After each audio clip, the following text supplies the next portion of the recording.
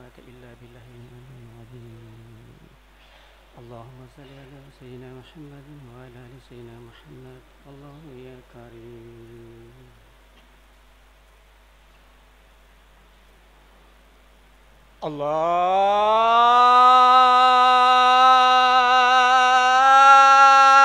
الله أكبر الله أكبر.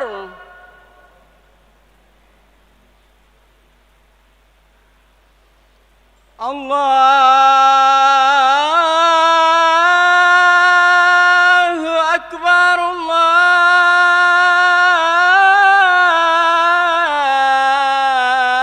الله أكبر.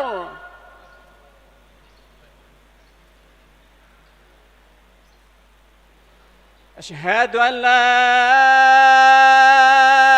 إله إلا الله.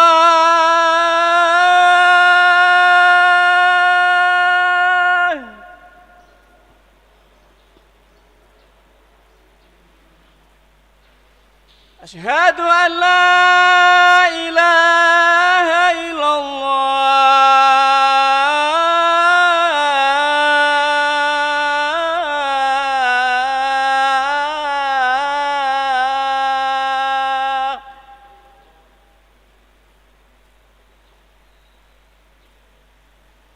أشهد أن محمد رسول الله.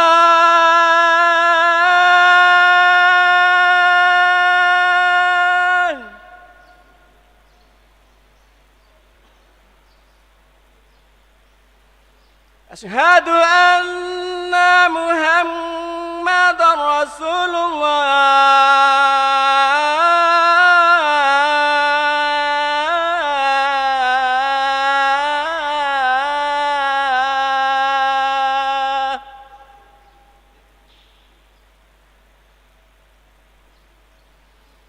حي على الصلاة.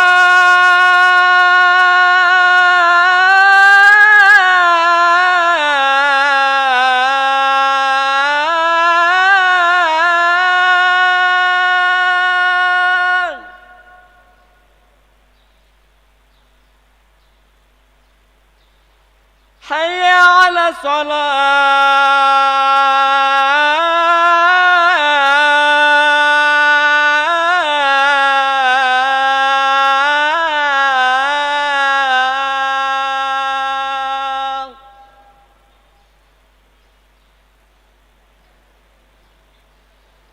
حي على الفلاح.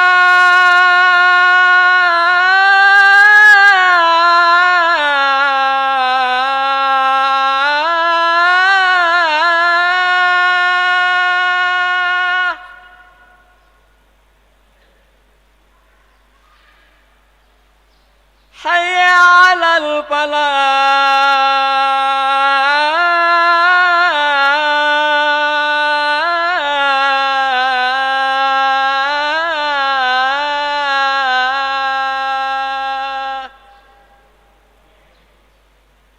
الله أكبر الله أكبر. لا إله إلا الله.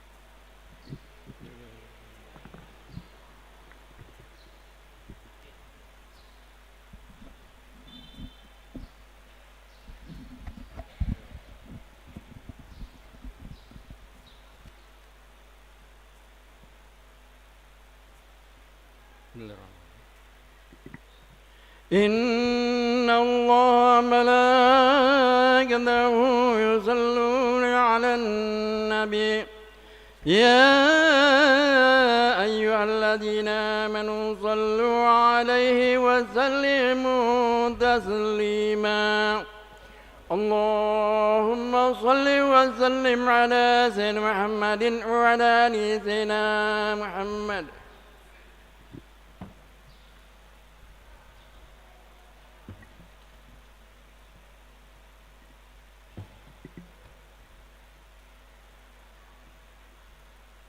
السلام عليكم ورحمة الله وبركاته. الله أكبر الله أكبر الله أكبر الله أكبر أشهد أن لا إله إلا الله أشهد أن لا إله إلا الله أشهد أن محمدا رسول الله أشهد أن محمدا رسول الله حي على الصلاة حي على الصلاة حي على الفلاح حي على الفلاح الله أكبر الله أكبر لا إله إلا الله. اللهم رب سيدنا محمد إنك لا صلى الله.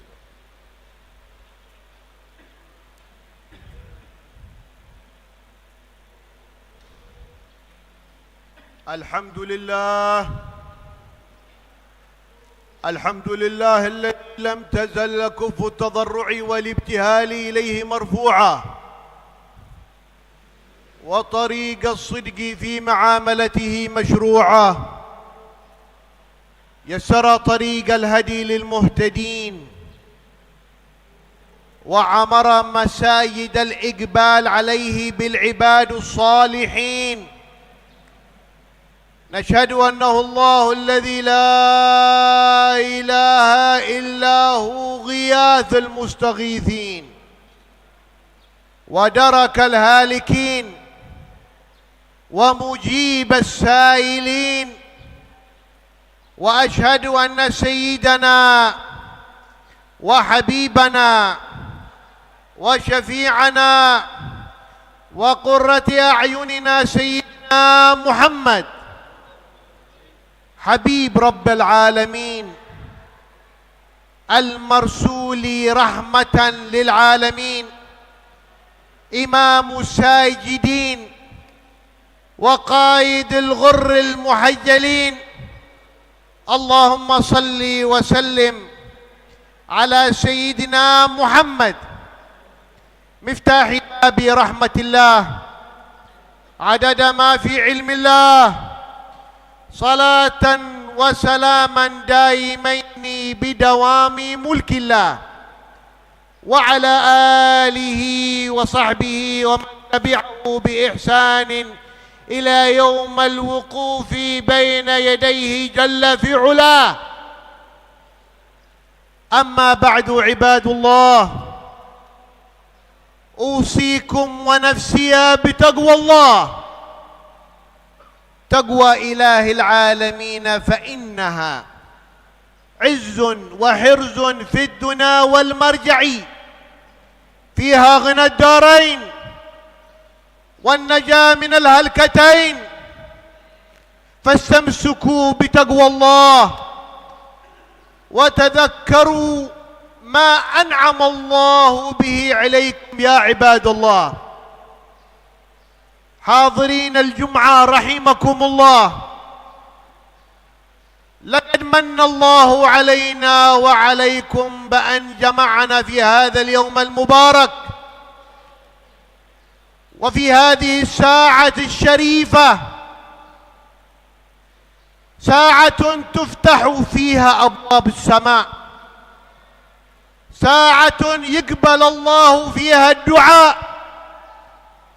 فقد جاء في الحديث إن في يوم الجمعة ساعة تفتح فيها أبواب السماء فيستجيب المولى الدعاء.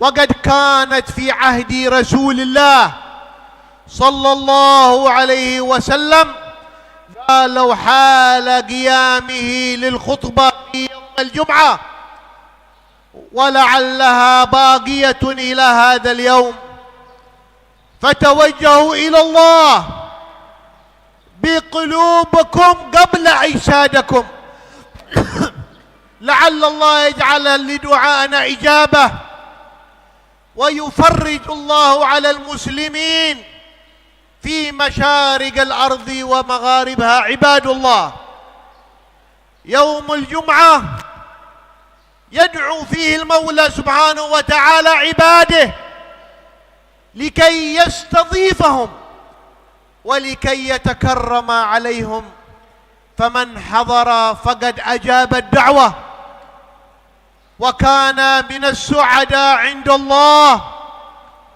فهو يوم عظيم دعاك المولى لسماع آياته وللدخول إلى حضرته، فأنت شخص محبوب مسعود في هذه الساعة.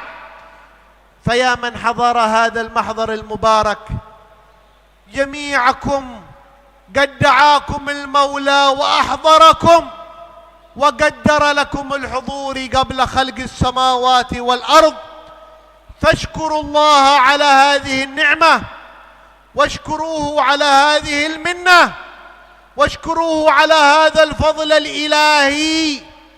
والشكر يكون بامتثال أوامر الله وابتعاد عن زواجره.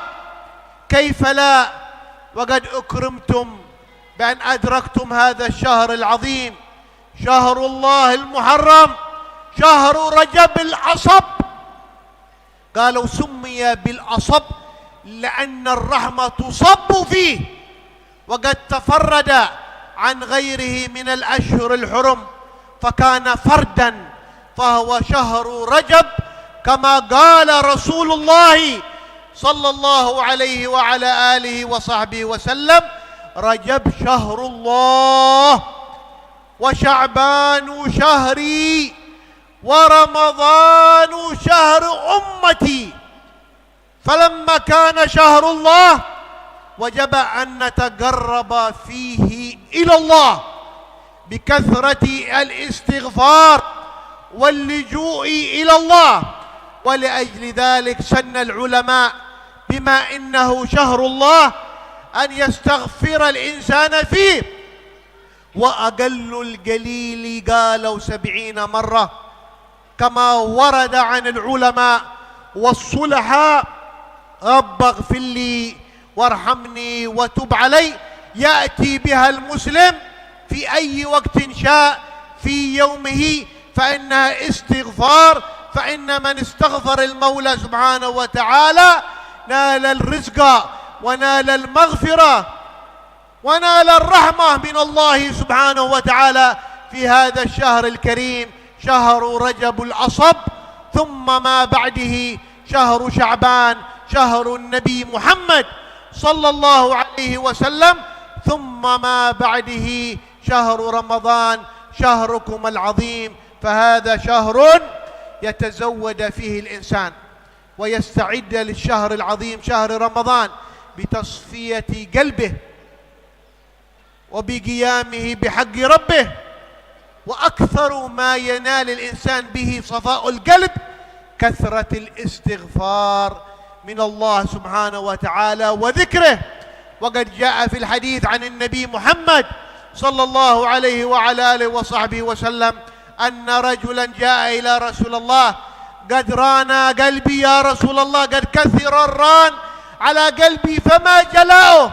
قال جلاؤه ذكر الله، لا يزال لسانك رطبا بذكر الله، تذكر الله سبحانه وتعالى في جميع أوقاتك فيتصفى قلبك، ويأتي عليك شهر رمضان العظيم وتستعد للجوائز وللهدايا العظيمة التي أعدها الله سبحانه وتعالى لشهر رمضان. قال النبي محمد صلى الله عليه وعلى آله وصحبه وسلم: لو علمت أمتي ما في رمضان لتمنت أن تكون السنة كلها رمضان. لماذا العلماء والصلحاء يحثون على رمضان وينبهون على رمضان؟ لأن الجزاء الذي فيه لا يحد ولا يقصى ولا يعد. فإن الله في الحديث القدسي قال: الصوم لي وأنا أجزي به، لكل عمل جزاء إلا الصوم فإن جزاؤه لا يحد ولا يحصر. ولأجل ذلك أمرنا أن نستعد لهذا الشهر الكريم، ونحن أهل الإسلام لا نقدر ولا نعظم هذا الشهر ولا نعرف، فإن الجزاء الذي أعده الله لهذه الأمة عظيم.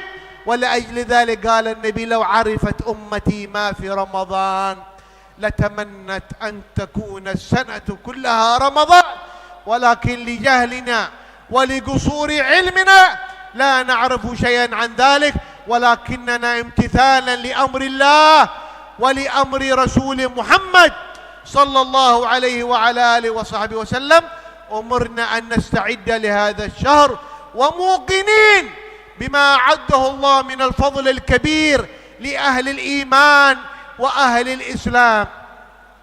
عباد الله، هذا شهر رجب، شهر فتح الله به باب المواصلة بينه وبين عبيده بفرضه الصلاة على النبي محمد صلى الله عليه وسلم عندما عرج به إلى السماوات العلى وإلى سدرة المنتهى لمقابلة ربه.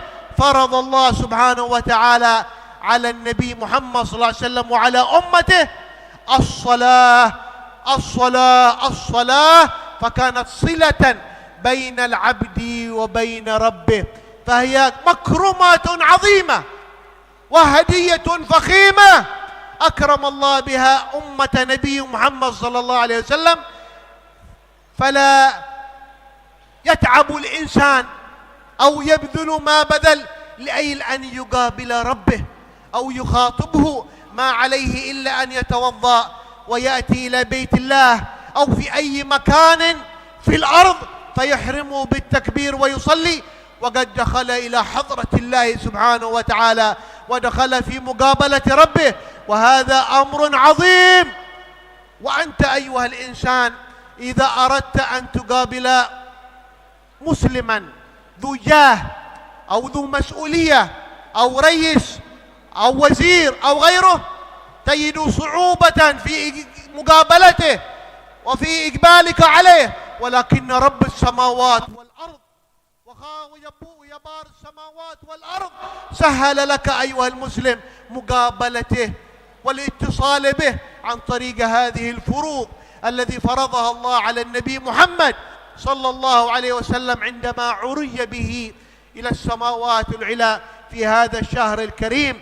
ولأجل ذلك يحتفل أهل الإسلام وأهل الإيمان بهذا الشهر الكريم احتفالهم بالصلاة، بالصلة بينهم وبين الله، واحتفالهم بتكريم المولى سبحانه وتعالى للنبي محمد صلى الله عليه وعلى آله وصحبه وسلم، ورفع تلك الدرجة التي لم يصل إليها لا ملك مقرب ولا نبي مرسل، فهي المكرمة العظيمة التي أكرم بها نبيكم محمد صلى الله عليه وعلى آله وصحبه وسلم، وهي لقاء ربه فوق سدرة المنتهى. فالحمد لله الذي جعلنا من أمة هذا النبي العظيم النبي الكريم الذي هو خير الأنبياء وأفضلهم، ولا ننقص من قيمة أحد فالنبي صلى الله عليه وسلم عندما أعرج به إلى السماوات العلى قابل جميع أنبياء الله، قابل عيسى وموسى وإبراهيم وإدريس ونوح، كل الأنبياء هؤلاء اجتمع بهم كذلك في بيت المقدس، فكلهم إخوان لنبينا محمد صلى الله عليه وعلى آله وصحبه وسلم، لهم العظمة ولهم التقدير ولهم الإيمان. فلا يؤمن مسلم ولا مؤمن إلا بالإيمان بعيسى والإيمان بموسى والإيمان بإبراهيم والإيمان بنوح والإيمان بسليمان والإيمان بيعقوب والإيمان بعزير والإيمان بشعية والإيمان بكل الأنبياء. أمرنا المولى سبحانه وتعالى أن نؤمن بهم ونحبهم لله، نحبهم جميعهم ونقدرهم ونعظمهم ولا نستنقص أحدا منهم أبدا، فإن هذا من صميم عقيدة الإسلام ومن صميم عقيدة أهل السنة والجماعة الإيمان بجميع الأنبياء. ومن أنكر نبيا أو قلل من احترامه أو استصغره فإن ذلك قد يكون والعياذ بالله إلى الكفر بالله سبحانه وتعالى. فإن من أركان الإيمان أن تؤمن برسله، الإيمان بالله وملائكته وكتبه جميعها ورسله. فما أعظم هذه الأمة، فأمتنا أمة تعظم كل أنبياء الله، ولا توجد أمة مثل هذه الأمة تعظم الأنبياء كلهم، عيسى وموسى وما فوقه من علماء كلهم نعظمهم نحترمهم نقدرهم، نسمي بهم أبناءنا ونقدرهم، فكلهم إخوان للنبي محمد صلى الله عليه وعلى آله وصحبه وسلم. ولا نرضى بأحد أن يستنقص أحدا منهم ولا يقلل من شانه، فكلهم إخوان لرسول الله صلى الله عليه وسلم، مبعوثين من عند الله جل جلاله وتعالت عظمته. فالحمد لله الذي جعلنا وإياكم من أهل الإسلام ومن أهل الإيمان ومن أهل الإحسان. وقد جاء في رحلة الإسراء والمعراج حكم كثيرة لا بد للمسلم أن يتوقف عندها ويعرف ما فيها لكي ينال الحكمة. ورد عن النبي محمد صلى الله عليه وسلم إنه عندما أسري به من بيت الحرام إلى المسجد الأقصى قال مررت على قبر موسى، رسول الله مر على قبر وهو قبر موسى عليه السلام، قال فرأيته يصلي في قبره. وهذا قالوا من سنة النبي محمد صلى الله عليه وسلم زيارة قبور الصالحين وقبور الأئمة. النبي في رحلته هذه في توجهه يريد أن يقابل الله، ولكن مع ذلك أراد أن يعلم أمته ويفهمهم بأن زيارة قبور الصالحين والعلماء وكيف والأنبياء سنة من سننه صلى الله عليه وسلم. قال مررت في صحيح البخاري بقبر موسى، قال ورأيته يصلي في قبره، ثم بعد ذلك مر على مكان فقال جبريل يا رسول الله انزل هنا صلي ركعتين في هذا المكان. فقال رسول الله ما هذا المكان يا جبريل؟ قال هذه بيت لحم حيث ولد عيسى عليه السلام. هذا المكان مكان ولادته، ليس مكان قبره ولا مكان عبادته ولا مكان دعوته، ولكن مكان قبره عليه السلام. فقال الله سبحانه وتعالى لجبريل للنبي صلي ركعتين بأمر من الله، تبرك بهذا المكان، فهذا المكان ولد فيه عيسى عليه السلام. فصلى النبي ركعتين في ذلك المكان، ثم استمرت رحلته إلى بيت المقدس وصلى بجميع الأنبياء، جمع الله أرواح الأنبياء كلهم فصلى بهم إماما، ثم عرج إلى السماوات العلى لمقابلة ربه.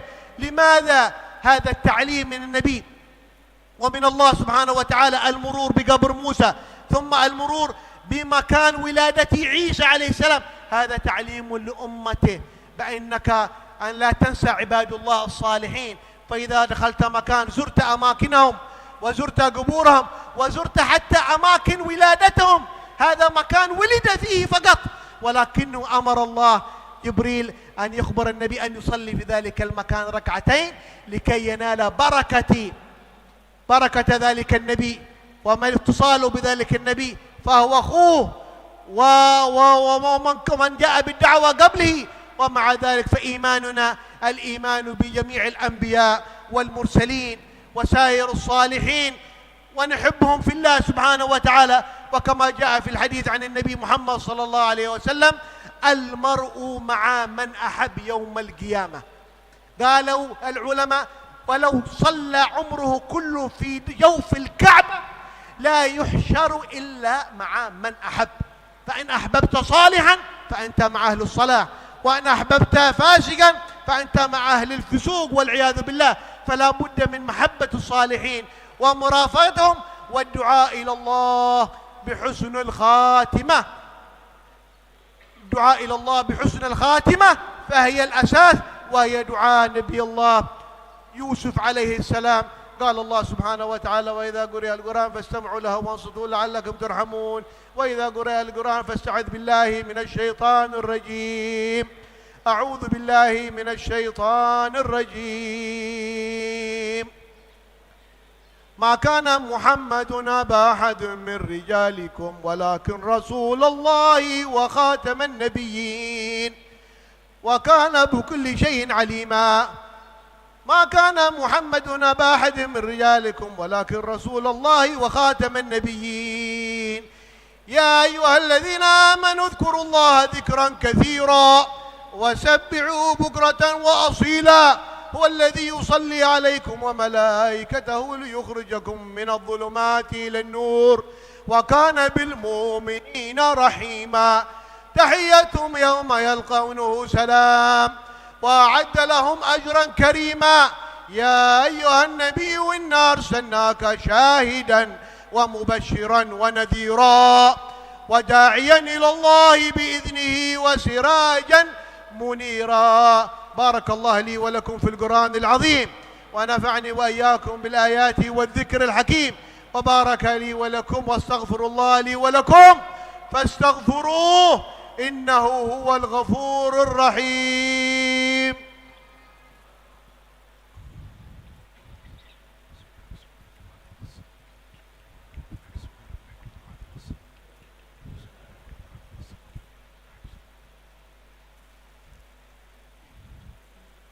الحمد لله، الحمد لله على نعمه المتوافرة وأياده المتكاثرة. أشهد أن لا إله إلا الله وحده لا شريك له غافر ذنوب المخلوقات جميعها، وأشهد أن سيدنا وحبيبنا وشفيعنا وقرة أعيننا سيدنا محمد حبيب رب العالمين والمرسول رحمة للعالمين سيد الأولين والآخرين. اللهم صل وسلم على سيدنا محمد مفتاح باب رحمة الله عدد ما في علم الله، صلاة وسلاما دائمين بدوام ملك الله، صلاة تفتح للمصلي باب المواصلة بالمقام المحمدي في ميل الظهور الأحدي، وتنحصر بها له المشاهد في مشهد، وتجتمع له بها المحامد في محمد، ويقوى بها على التلقي روحه وقلبه، ويظهر عليه من سر الحبيب في توجهات وده وحبه. يا وهاب عباد الله، أوصيكم ونفسي بتقوى الله، واعلموا إن الله سبحانه وتعالى أمركم بأمر بدأ به بنفسه، وثنى بملائكته المسبحة بقرشه، وثلث بكم تشريفا وتكريما، فقال تعالى: إن الله وملائكته يصلون على النبي يا أيها الذين آمنوا صلوا عليه وسلموا تسليما. اللهم صل وسلم على سيدنا محمد فاتح قلوب المخلوقين ومقرب المحبوبين والمرشدين للسالكين. اللهم صل وسلم على سيدنا محمد نور الأنوار وسر الأسرار ومفتاح طريق الأخيار، وعلى آله وصحبه وسلم. اللهم صل وسلم على سيدنا محمد خلاصة الجوهر الإنساني ومستودع سر العلم الفرقاني وفاتح باب الاتصال الروحاني بالمقام العياني، وعلى آله الطيبين الطاهرين وصحابته أئمة الدين ومن تبعهم بإحسان إلى يوم الدين، وعلينا معهم وفيهم وعلى خلفائه الكرام سيدنا أبو بكر، سيدنا عمر، سيدنا عثمان، سيدنا علي، وعلى سيدنا الحسن والحسين، وعمي النبي سيدنا حمزة وسيدنا العباس، وسيدتنا فاطمة الزهراء وعائشة الرضا وخديجة الكبرى، وأهل بدر وأهل بيعة الرضوان وجميع الصحابة أجمعين وأهل بيته الطاهرين ومن تبعهم بإحسان إلى يوم الدين. اللهم اغفر للمؤمنين والمؤمنات والمسلمين والمسلمات في جميع الجهات. اللهم اجعل هذا اليوم من أبرك الأيام علينا وأسعدها. اللهم افتح لنا أبواب الخير وأبواب القبول وأبواب الرحمة وأبواب الرجاء. اللهم أعز الإسلام والمسلمين وأذل الشرك والمشركين وتكرم علينا أجمعين، ولا تصرفنا من هذا المكان إلا مغفور ذنوبنا مستور عيوبنا قد أصلحت أحوالنا. اللهم بارك لنا في رجب وشعبان وبلغنا رمضان وبلغنا رمضان وبلغنا رمضان في خير وعافية مع الصحة والعافية لنا، وبارك في والدينا وفي أولادنا وفي أهلنا وجميع المسلمين والمسلمات والمؤمنين والمؤمنات في جميع الجهات برحمتك يا أرحم الراحمين. عباد الله، إن الله قد أمر بثلاث ونهى عن ثلاث. إن الله يأمر بالعدل والإحسان وإيتاء ذي القربى وينهى عن الفحشاء والمنكر والبغي يعظكم لعلكم تذكرون. اذكروا الله العظيم يذكركم واشكروه لكم ويختم لنا ولكم بالحسنى. والله أكبر. وأقم الصلاة. الله أكبر الله أكبر. أشهد أن لا إله إلا الله. أشهد أن محمد رسول الله. حي على الصلاة حي على الفلاح. رقمات الصلاة رقمات الصلاة. الله أكبر الله أكبر. لا إله إلا الله. لا إله إلا الله محمد رسول الله صلى الله عليه وسلم. صلوا الصلاة. صوا صفوفكم فإن تسكت الصفوف من تمام الصلاة.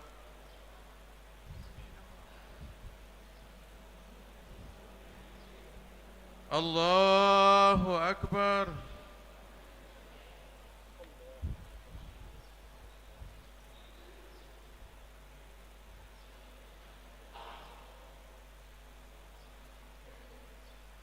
بسم الله الرحمن الرحيم. الحمد لله رب العالمين الرحمن الرحيم مالك يوم الدين. إياك نعبد وإياك نستعين. اهدنا الصراط المستقيم صراط الذين أنعمت عليهم غير المغضوب عليهم ولا الضالين.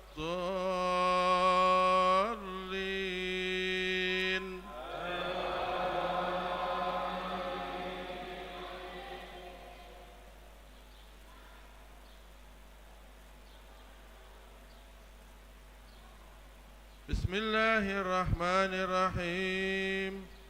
إذا زلزلت الأرض زلزالها وأخرجت الأرض أثقالها وقال الإنسان ما لها يومئذ تحدث أخبارها بأن ربك أوحى لها.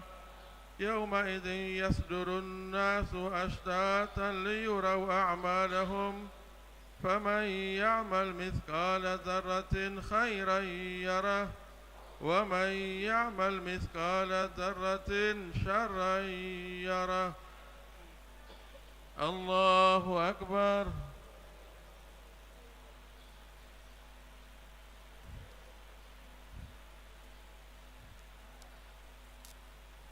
سمع الله لمن حمده الله أكبر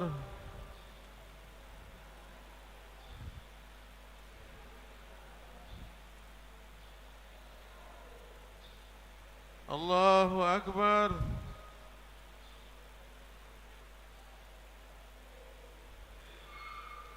الله أكبر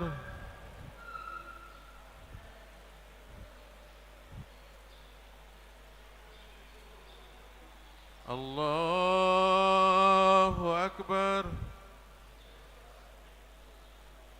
بسم الله الرحمن الرحيم الحمد لله رب العالمين الرحمن الرحيم مالك يوم الدين إياك نعبد وإياك نستعين اهدنا الصراط المستقيم صراط الذين أنعمت عليهم غير المغضوب عليهم ولا الضالين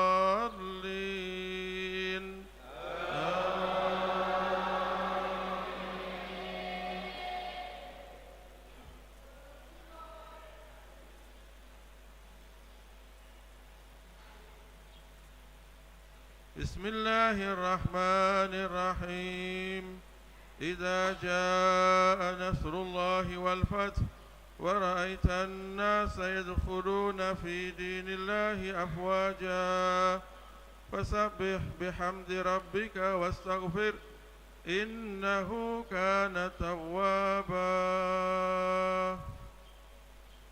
الله أكبر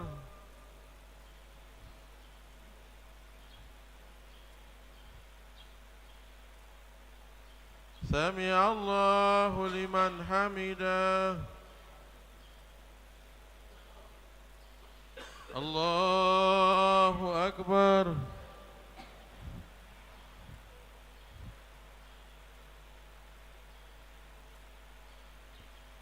الله أكبر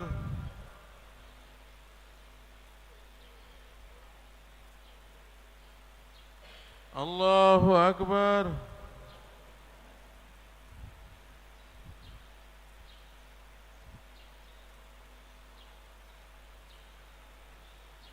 الله أكبر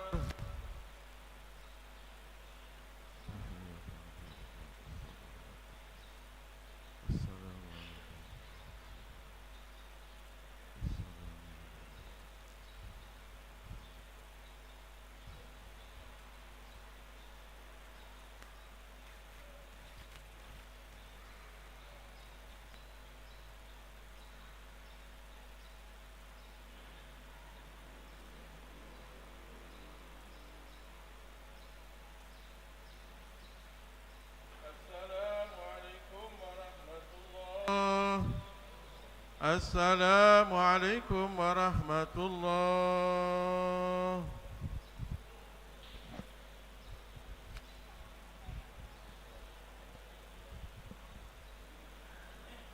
Assalamualaikum warahmatullahi wabarakatuh.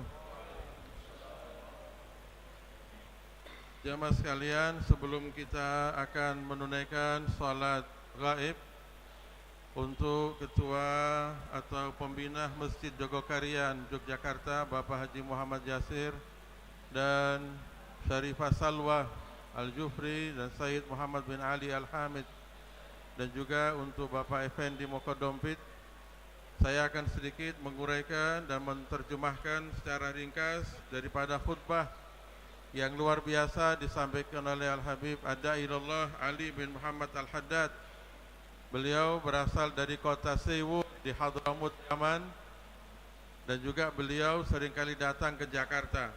Alhamdulillah kesempatan hari ini beliau bisa sama-sama salat Jumat bersama dengan kita dan menyampaikan khutbah yang begitu syarat dengan ilmu, nasihat, dan manfaat-manfaat.